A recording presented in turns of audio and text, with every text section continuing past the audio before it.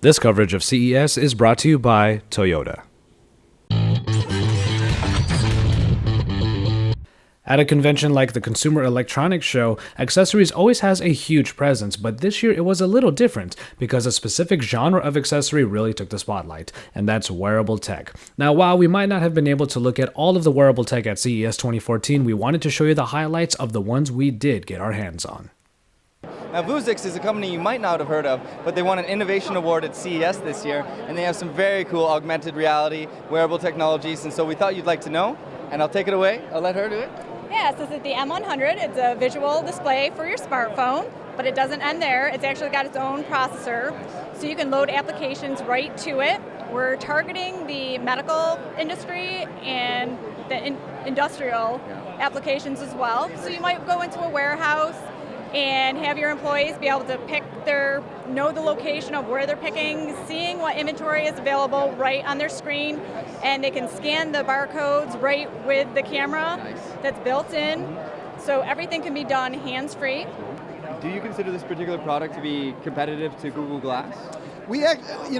Yes. Yes. In that it does a few things differently. Yeah. And because we've been around since 1997, we actually know how the technology will interact with the way people will use it. Yeah. So for instance, one of the big differences is that we have a digital see-through box, okay? And as you just saw, it's very bright, you can see everything on there, clear. and you can read it.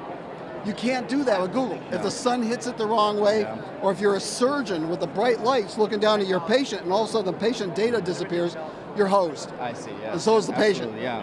Absolutely.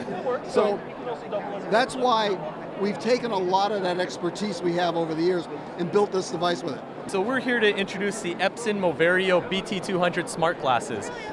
What you can see is that we have two displays that are centered in your field of view. Yeah. So effectively you get a large floating image right out there in front of you.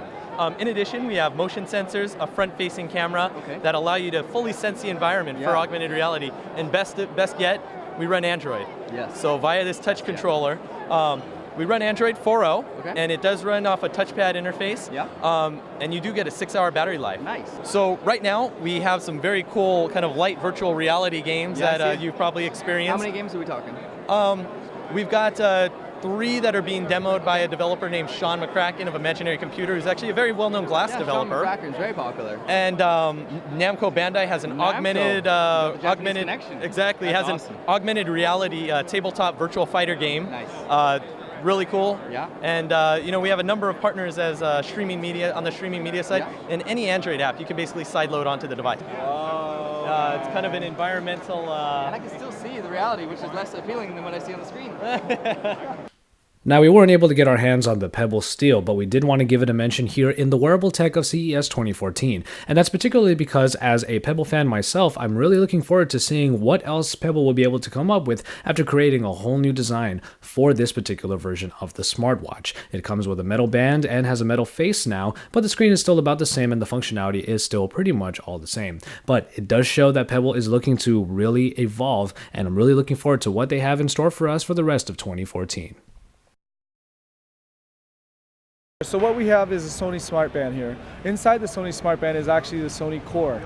Once you connect it, you're going to use Bluetooth NFC One Touch to connect the two devices together. Okay. Once the device is connected, you're going to use LifeLog. LifeLog is this application here. As you can see from the application, you have 3 different views. You have the journey view, you have chart, as well as the map. From the journey view, you can see the character. As you scroll back into your journey, you can see the character actually animate and move. First application I'm going to show you is the fitness side. Cool. From the fitness side, you can see all the calories you burn, how many steps you've actually taken, and how long you ran for. If you actually look into the calories, you can see exactly the goals that you set and how well you do by day, by week, by month, as well as by year. It's not just about tracking your information, it's also about learning from it. So I know that this is my best run, but why did I do so well in my run?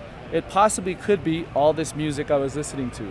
These are the songs that really motivate me. So it tracks the songs that motivate you when you exercise. Exactly. And it plays those more consistently while you exercise? Well, actually, you would just learn from these songs, and then Okay. you would say, you know what, let's create this playlist the Cool. next time I go running. That's a brilliant idea, man. Exactly. So what about the actual smart band itself? Can we talk about that? Yeah, so the smart band itself will come with 2 different straps, a small strap as well as a large strap. Inside the strap is what we call the Sony Core. You can control your music with it. All you have to do is press this while it's in active mode, tap on the top once to play, tap again to stop, double tap to fast forward, triple tap to rewind. What about quadruple tap? Yeah, quadruple tap, we'll see what happens there. We're looking at the LG LifeBand Touch.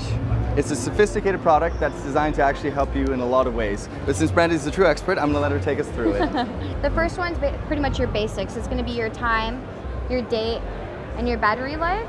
You press it again, that's how many calories you've lost throughout the day. That's your goal, and that's how close you are to your goal. The closer you get, the light will slowly turn from a red to a yellow to a green. And there's your miles, how many steps you've taken.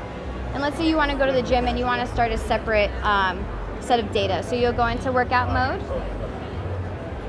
And then from there, you'll also be able to see your stats. And also it can sync with your phone, so you can control your music as well as get call and text notifications. Very cool. So how exactly does it read all that data that allows it to, come to the determination? Yeah. So it uses an accelerometer and an altimeter. It's the future of fitness. Wonderful. Well, thank you so much for your time, Brandy. You're welcome. All right. Thank you. You're welcome. And once again, thank you to Toyota for sponsoring our CES coverage.